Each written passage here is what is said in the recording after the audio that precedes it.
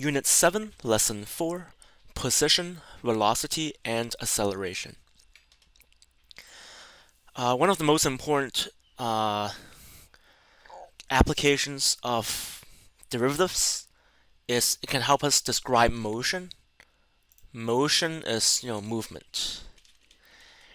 In particular, it helps us understand the relationship between position, velocity, and acceleration.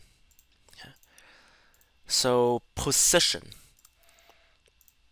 What is position anyway? Well, position is just where we are. So, if we're on the x-axis, position just tells us where we are. Negatives to the left, positives to the right. That's position. Velocity tells us how fast we're moving. For example, if the velocity is 0.286, then it's moving slowly to the right. If I increase the velocity to something larger, then the man moves faster. And if the velocity is negative, then the man is going to the left. If I increase the velocity, then the man moves faster. Finally, acceleration. Acceleration, well, here's we have some small acceleration to the right. Let's see what happens to the man. The man's going slowly at first, and then faster, faster, faster, faster, faster, faster, faster, yeah. So notice that when the acceleration is positive, the velocity is increasing. Okay. What happens if the acceleration is negative? So the velocity here is decreasing in the sense that it's getting more and more and more negative. You see the demand? Okay.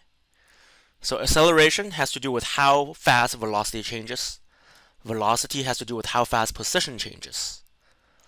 This gives us an idea of how they're related. Position could be x, it could be y, it could be h, but it's always with respect to time. Sorry about the noise. So velocity is how fast position is changing. In other words, it is the rate of change of position. In other words, velocity, which is also a function of time, has to be dx over dt, the derivative of the position, which is also the derivative of the position. Similarly, we saw in the simulation that acceleration tells us the velocity is changing. It's really how fast velocity is changing. So it's the rate of change of velocity. So that has to be dv over dt or v prime of t.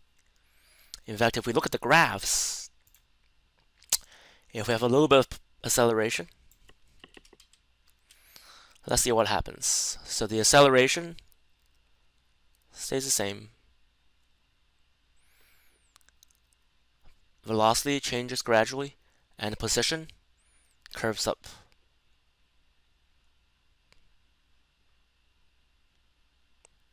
As velocity increases.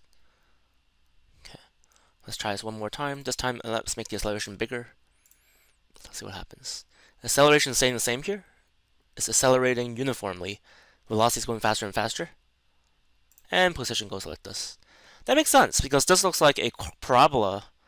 The derivative of a parabola is a straight line. The derivative of a straight line is just a constant.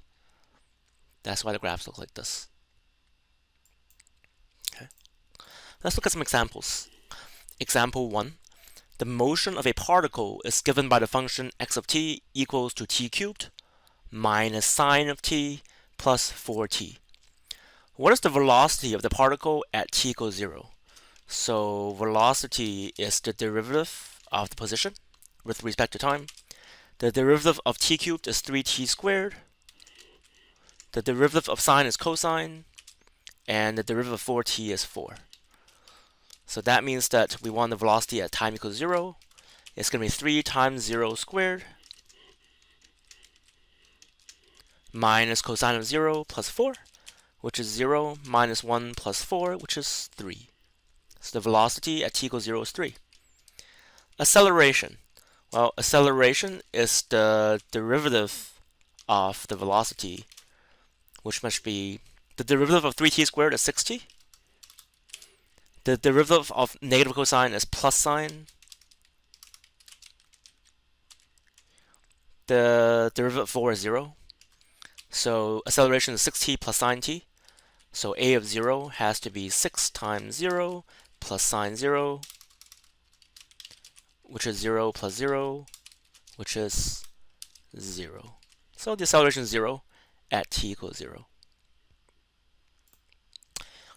Now, on Earth, any object on Earth, if we want to describe the height, so the y-axis or the h, we can say that y of t, the height in meters, is actually negative 4.9. It's approximately negative 4.9 t squared.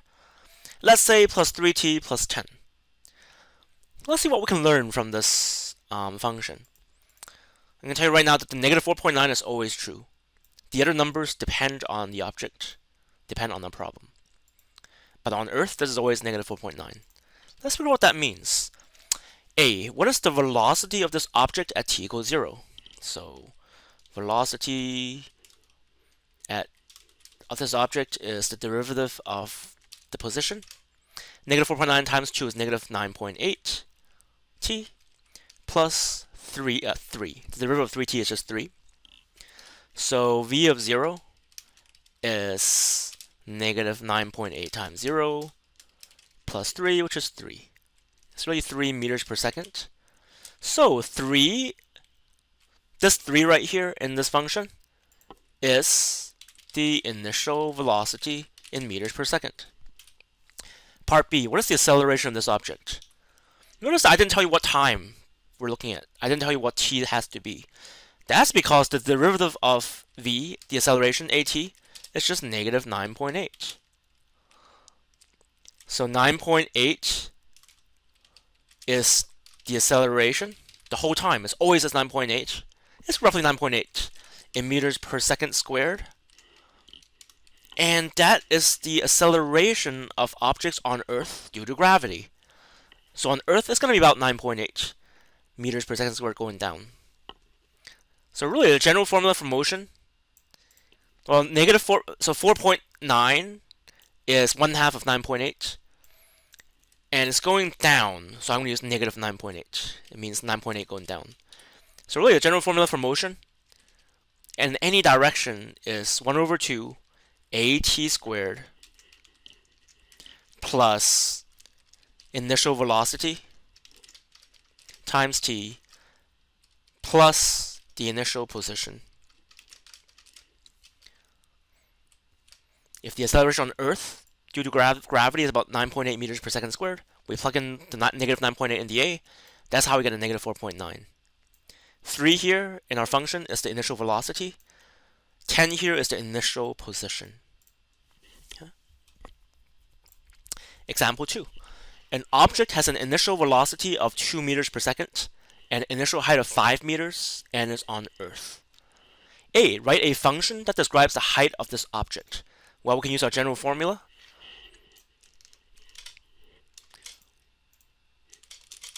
Y of t is 1/2 at squared plus vit plus yi.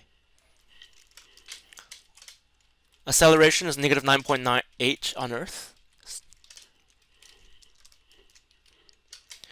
Initial velocity, vi, is right here, is given to us as 2. The initial height is given to us right here as 5.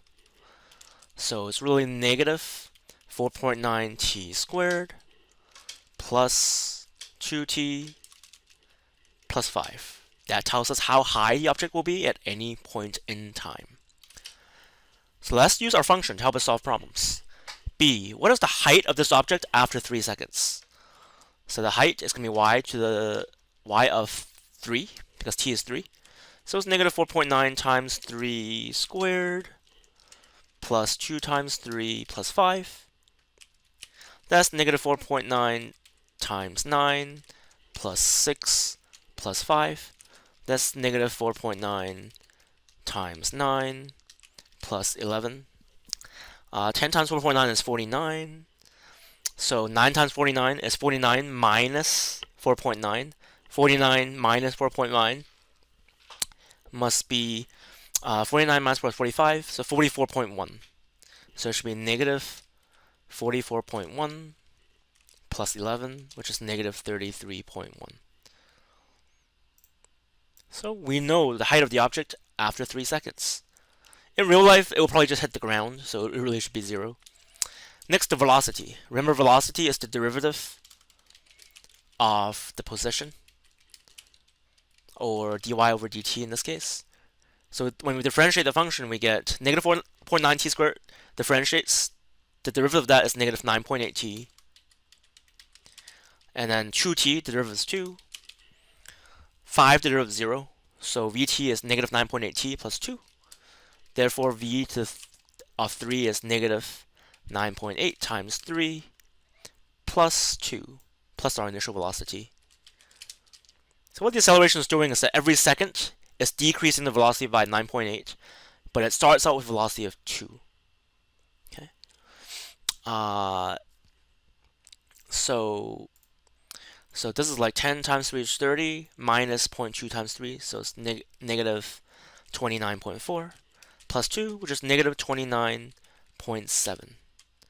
So the velocity of this object after 33 seconds is really negative 29.7 meters per second. And the height is negative 33.1 meters. Okay, that's it.